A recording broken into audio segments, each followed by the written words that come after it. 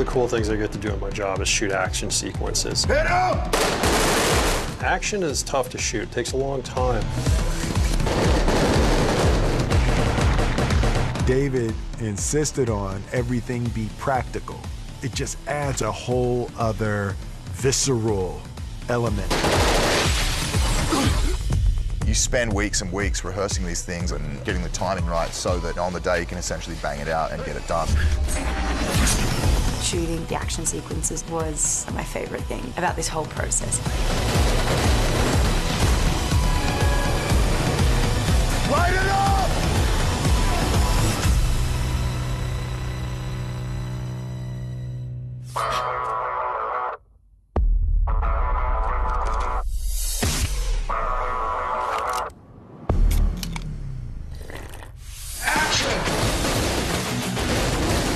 A lot of analog, old school action stuff. David and the whole stunt team, they didn't want to rely on just a bunch of special effects. Each film I find has some nut to crack. And on this film, it was how do we get the adversaries to move? And they were all what we call the EAs, which are the eyes of the adversaries. So how do we make them believable, scary, imposing, dangerous, all of those things. The first encounter with the EAs, I mean, I've never experienced anything like that before. The hard work for us was really figuring out, well, how can we do this? And so we started out doing movement studies. I'd start about there. Yeah. And then that can start to get off the feet. We had a whole process of trying sprinters, parkour, exponents, gymnasts. And we did a whole bunch of tests with rigs and replicated movement within the rigs, jumping and leaping over objects. So that was kind of a real big testing process for us, and we spent months doing that so that David Ayer was happy with the final outcome that looked like real fast-moving people.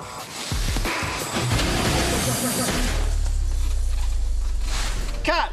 Originally that was all designed to be on the street, meaning that we would have had to go on the streets every night to pull down and put up our rigs and our dressings. In the end, it was decided that the best way to go was to do it in the back lot. So the art department designed this fantastic city block that we had as a back lot. We then suspended an entire overhead flying system, and so then we were able to have people leaping and jumping over cars, off the walls, over dumpsters. So that was a big undertaking. We shot that for about 3 weeks all up. Rick, why do they look like that? Stay cool.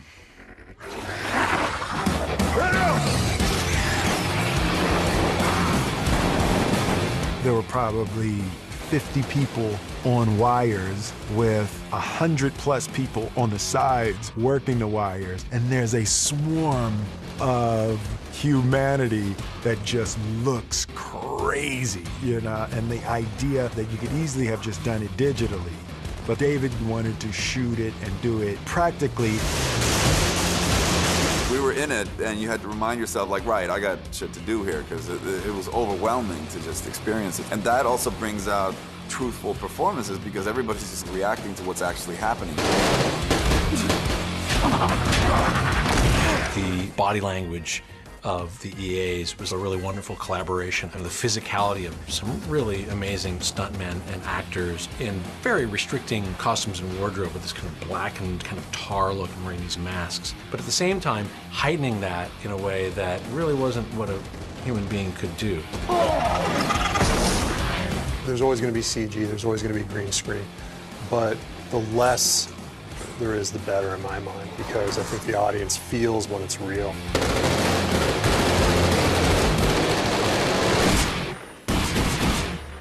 Daddy, what'd you do at work today? Eyes, ear protection, eye protection. Guys, it's going to be noisy. And then we had a second encounter in the office building. Why we really liked the idea of putting it into an office building is it becomes then three-dimensional. So then it gave us the ability of having attacks come from all directions. There's your flag again! These creatures, they just go through the doors, they go through windows. We had them coming down through the ceiling, so it became a really interesting three-dimensional battle. Alex, our art director. She did an amazing job putting that all together and working with stunts to coordinate all the logistics that were needed for that. Because also you need to manufacture stuff like 3-4 times. The glass walls, they get blown and they fall apart. It's a huge undertaking.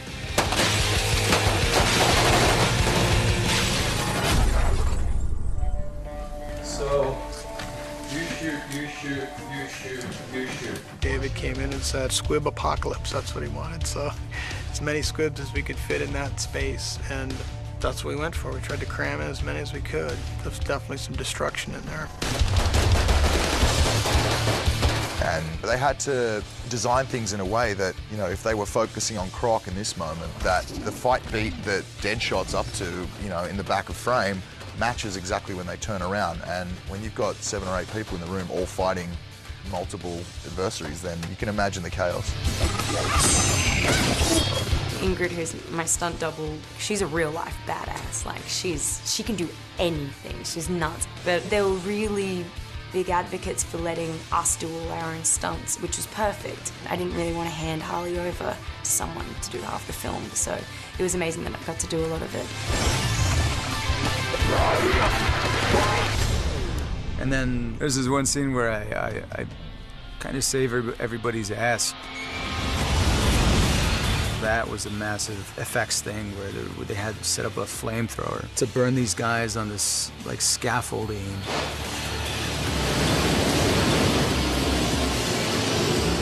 And then they come tumbling down. It's a great shot.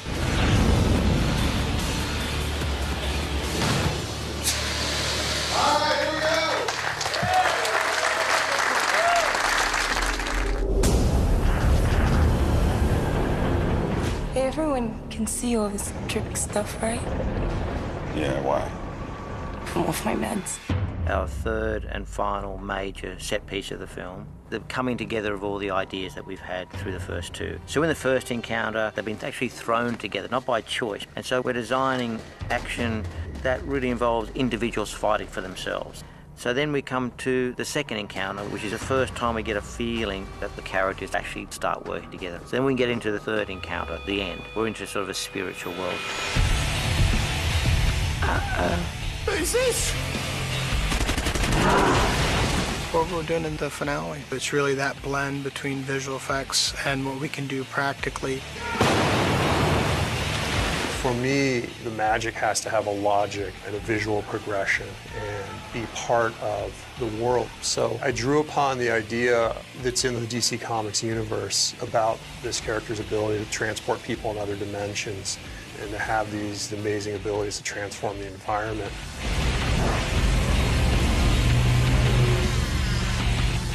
And so how does she do that? How does she manifest that? And that's really the fun part for our guys is designing that visual language. What does that magic look like? And how do we do it in a way that's fresh, but shows that she's not to be messed with? So that was a very long design process for us.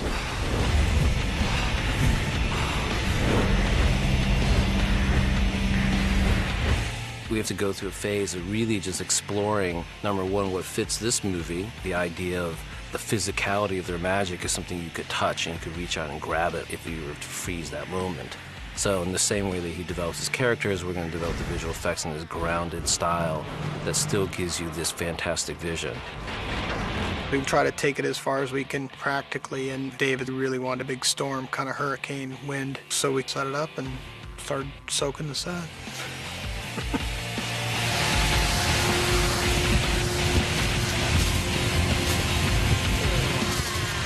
We're designing some pretty otherworld stuff that's happening in this movie, and so it was such a cool thing to riff on creatures and characters and magic and a visual language and have everybody just like, wow. Well, the idea is also like because the engine is also, I figure the engine sucks the explosion up as it destroys itself, which is why I don't get freaking killed.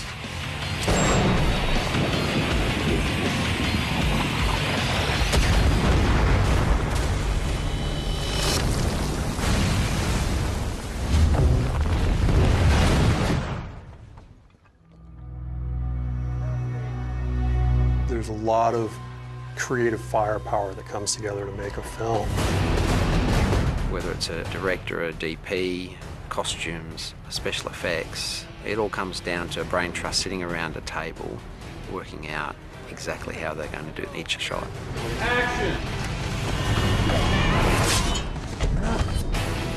So everything together, it's an incredibly visually dense film. We burned people, we crashed cars, we blew stuff up. It was an epic undertaking.